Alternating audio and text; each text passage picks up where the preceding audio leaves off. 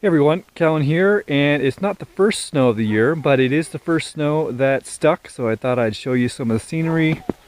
See, this is the apricot tree that I live underneath. It's got a nice dusting of snow. Here's the Jerusalem artichoke farm. Every single one of these is about 2 days of food down there. There's enough roots for me to eat for 2 days, probably 3 days if I really extend it out, and there's about 60 of them. So that's enough food for me to eat through the winter if I didn't have other food already stored up. And here's the sun coming up.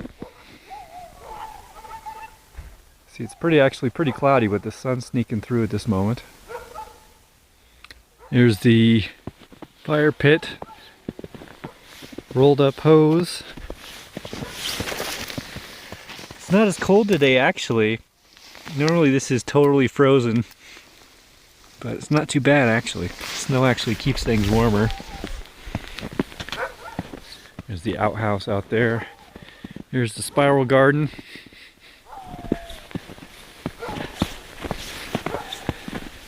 And the solar e-bike, which I'm thinking about selling, if any of you are interested.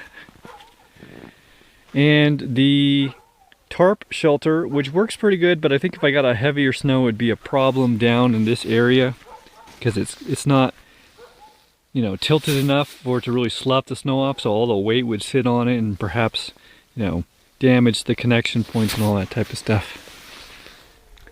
So I think it's like in the kind of mid to high 20s right now Fahrenheit, which is, like I said, not very cold. Normally, you know, last year I probably would have been like, oh, my hands are so cold, but you get kind of used to it when you live outside. And so the lowest it's gotten this year was 10 degrees Fahrenheit, which was a couple nights ago. And that worked. So I made a video a few days ago where I showed you my Wizard's Road, which have the new Mylar layer in between, which I was going to ditch this coat and these pants to use that.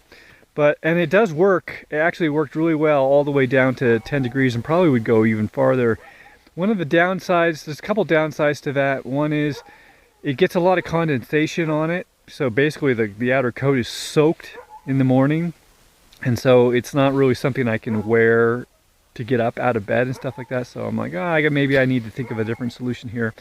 And then also the way that a poncho sits over you, it's nice, but when you want to be doing things like chopping wood or doing doing labor of some kind, it's not very comfortable, and it's also difficult to sit down and stuff like that.